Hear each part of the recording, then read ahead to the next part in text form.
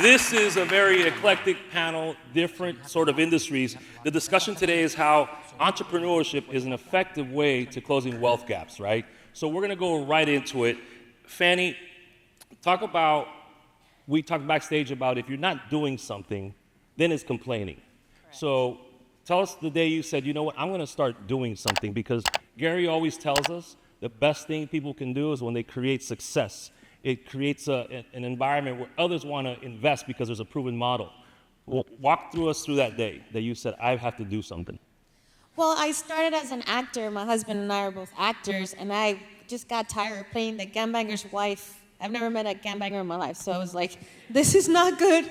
If this is the only way we're represented in the media, this is not good for our careers. But more importantly, I'm a mother, and I was like, I don't want my boys and my girl growing up and only seeing themselves as criminals on screen. That's really going to affect how they see themselves and what they can achieve. So for me, just having a goal that was bigger than myself, that I feel like I was called to, is what made me take matters into my own hands. So instead of complaining, like, I don't want to play the negative stereotypes anymore, I started making films.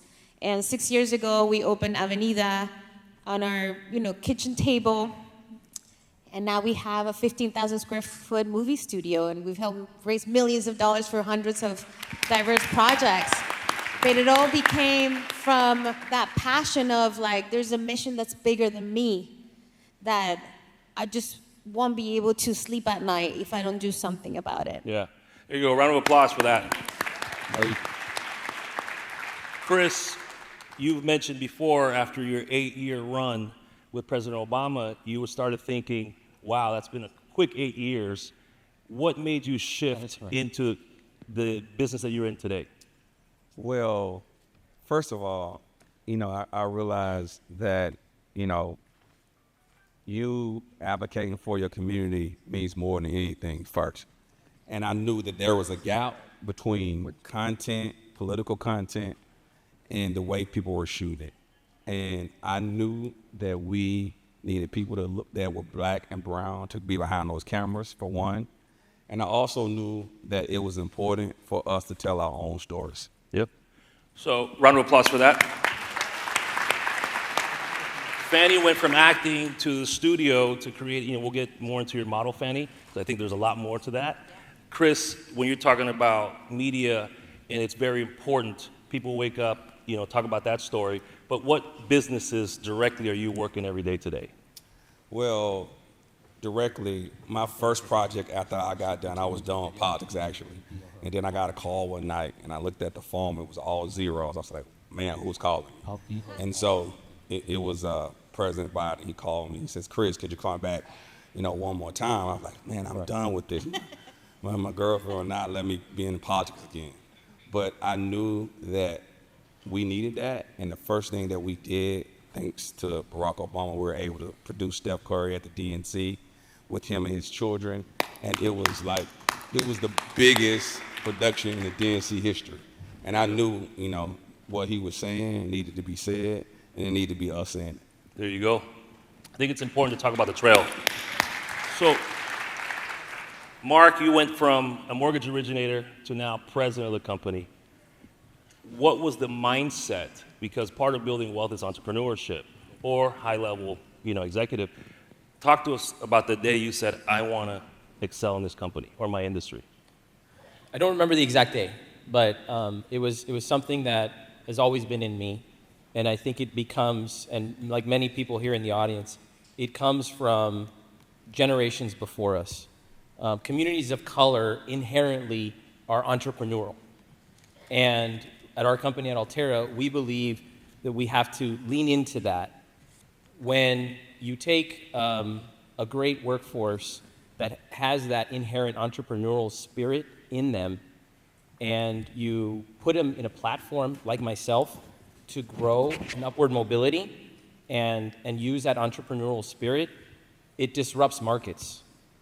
And that is the disruption that we need in the entire country, like these great, powerful individuals are doing, to disrupt their respective industries so that people start to take notice. You don't have to be a business owner in the new economy to be an entrepreneur. You just have to own your business. There's a nuance there that's important. And if we embrace it, we're going to rattle a lot of cages, and we are rattling cages. Yeah, right on. So, business at a high level, right? Gary talks about successful businesses create that movement. What specific challenges did you overcome, Fanny? Let's talk about the first challenge that you can remember that you had to overcome. Because I think the people in the audience, we have to overcome a lot of things every day trying to scale our businesses. I think the biggest thing is our own fear is what we have to overcome. We had to jump. We quit our jobs and we're like, no longer are we going to put up with this. We quit our jobs and jumped. Obviously, capital is always the biggest hurdle for an entrepreneur, but even then, we bootstrapped until, last year when Latitude became our first and largest investment to date. So very grateful to Latitude. Shout out to for that. Latitude Ventures. Yes. So funding, but also trying to disrupt an industry. Hollywood is known to be exclusive. You know what that means? Which means they exclude us. So to really talk to people in the industry, listen, we gotta do something very different to be able to actually transform and carve our space in this industry. So that's been the hurdle, really teaching people there's a different way of doing things. Right on. And the way we do things is our clients crowdfund with us. We have our very own crowdfunding platform for creatives. And then they take that money and they film at the studio. And then we're going to be launching a streamer by the end of the year called Avenida TV. And that's where all the content's going to end. So we're actually empowering the storytellers, the filmmakers, because we're already so talented in our community, but we don't have the tools.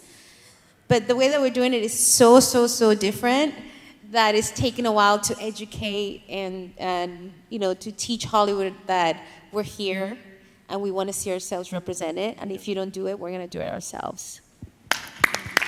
And you say, tell creative stories. Everyone in the audience has a beautiful story, so they don't have to be in the arts to get in contact with you guys. No, we actually empower storytellers. We work from first-time filmmakers all the way to big-time celebrities. We're actually screening one of our films today at 5 p.m. on the rooftop if you want to see one of our projects. And it was somebody who's never made a movie before, but it was very important to tell that message. There's about like 175 people who think they're movie stars in here, so you should be at her session. Chris, overcoming challenges, I think for you, it's in media and communication, right? Let's talk about that story.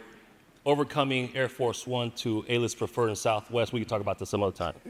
But your biggest challenge in educating the culture through content, what do you see and how you overcame it? Well, I think the biggest thing is I think people have to, remember that you are the tunnel to your community, and you have to tell that story authentically. I don't think you should change who you are, what you are, how you do it. I think people deserve to see the raw you and where you come from and how your community does it. I think, being at the White House, being in these different rooms, and I realized that my opinion was just as important as someone else's opinion, no matter where I came from. What are the most effective ways, Fanny will say content, what are the most effective ways on social to communicate out there, Chris? Well, first of all, I think one thing I learned, the transition from television to social media. You wake up in the morning nowadays, like no one gets up, no one from the age of 40 to 5 gets up and looks at the news, right? One thing that we had to teach, the president is like everybody wakes up in the morning and then scroll through their Facebook, Instagram, Twitter, or TikTok. And you have to make content, short forms of content that communicate to young people. And I think that those young people are going to carry the bridge of water to the next part of the world. Absolutely. transition, overcoming from a mortgage origination standpoint to eventually having a team or running a branch, eventually being a regional or president? Talk to us about the things that we have to overcome. I think Chris touched on it when you have to be genuine. And in the housing industry, whether you're in real estate or mortgage, there are companies that have existed for many, many years and have done business a certain way. And as communities of color start to become the attractive market segments, at the initial onset, when everyone realized the business opportunities within those markets, they tackled it without us.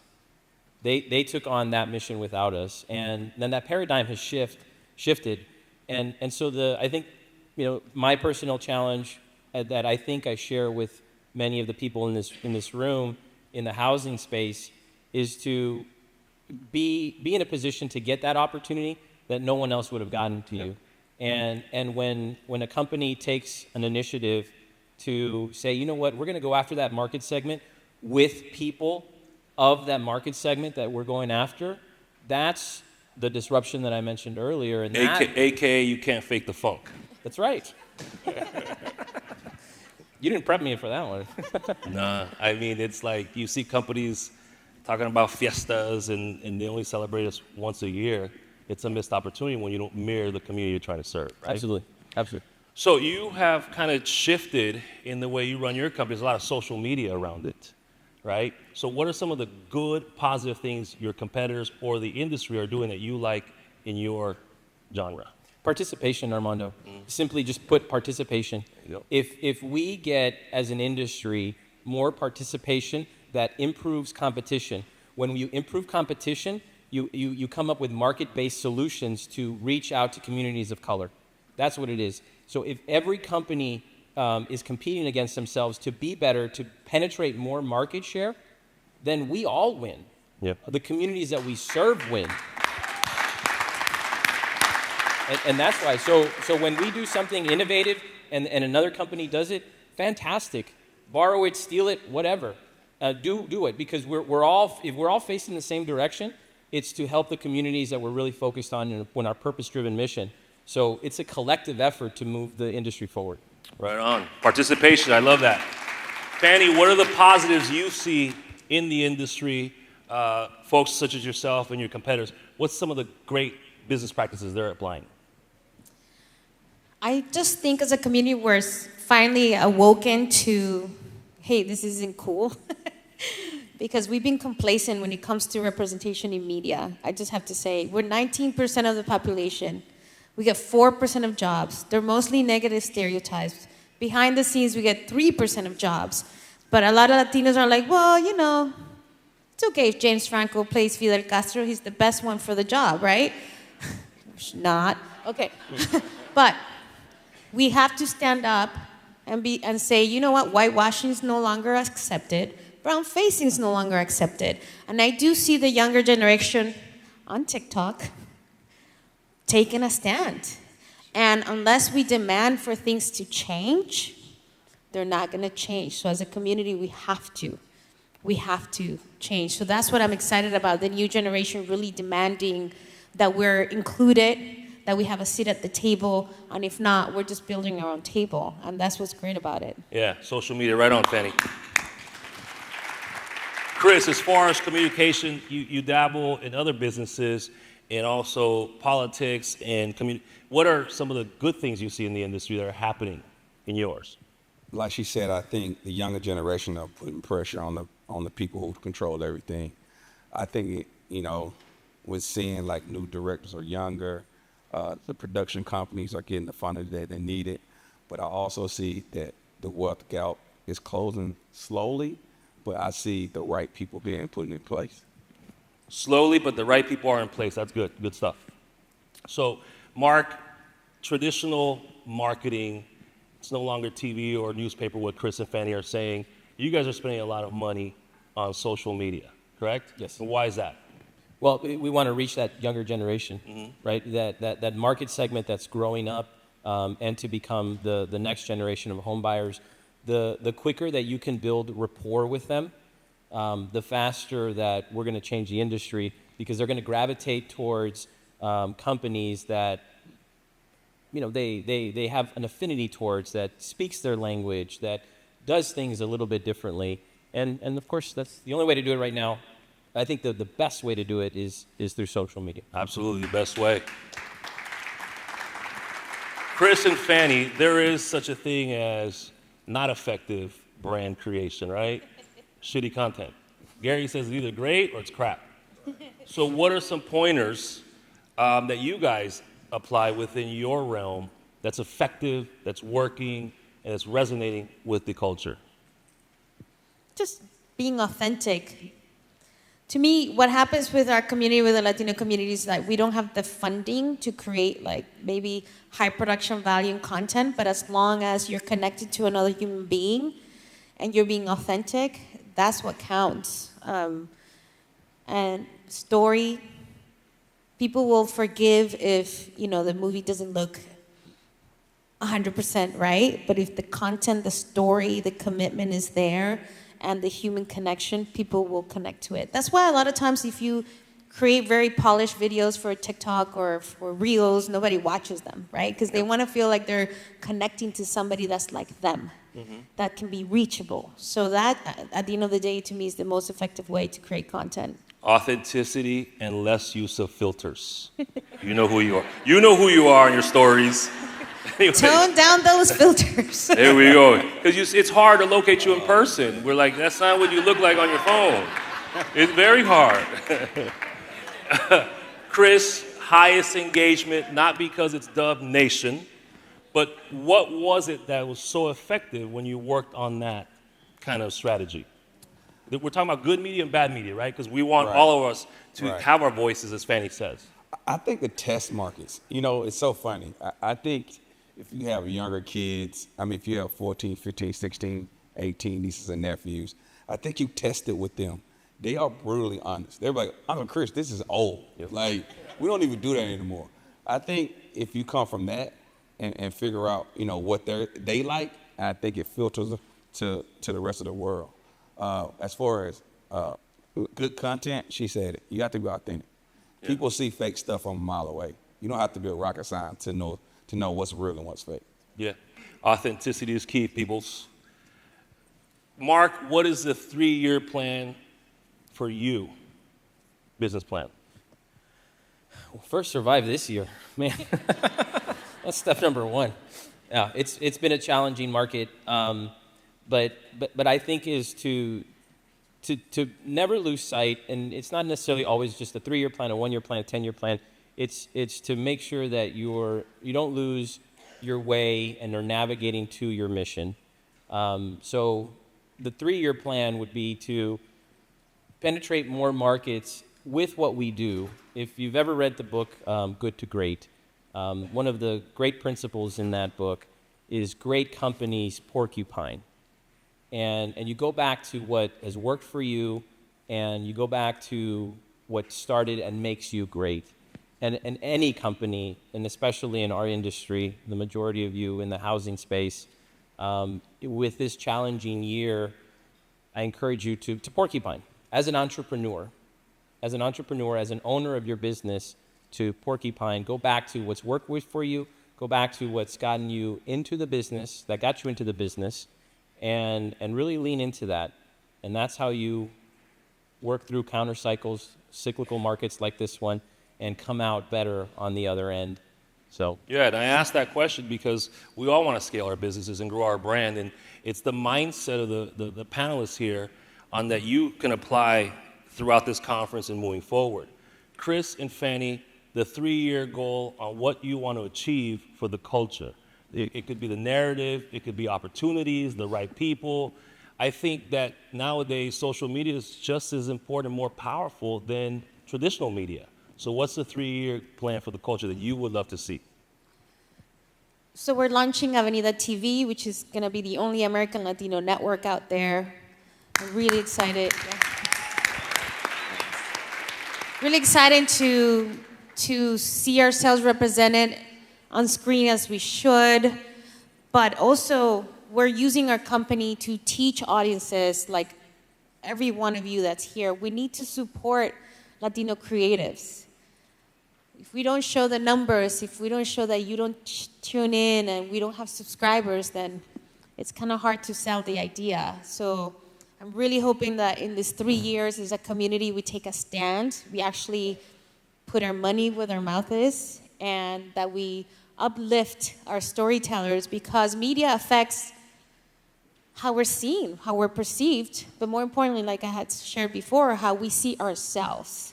So it's important that as a community we take a stand. I feel like the African American community is way ahead of us. So I hope that we come together and start supporting each other and demand representation, positive representation. Absolutely. There are a lot of people in the audience today that have great stories that if they are communicated properly and, con calle, not being fake, I think that's how we can support Fanny and her company to change the narrative by telling our stories. We don't have to cast always actors, right? Just being authentic in the stories. Chris, 3 years, what you want to do for the culture?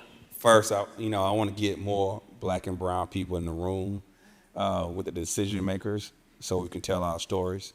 2, I want to be able to, create a funnel of young political ambassadors who makes voting cool again. And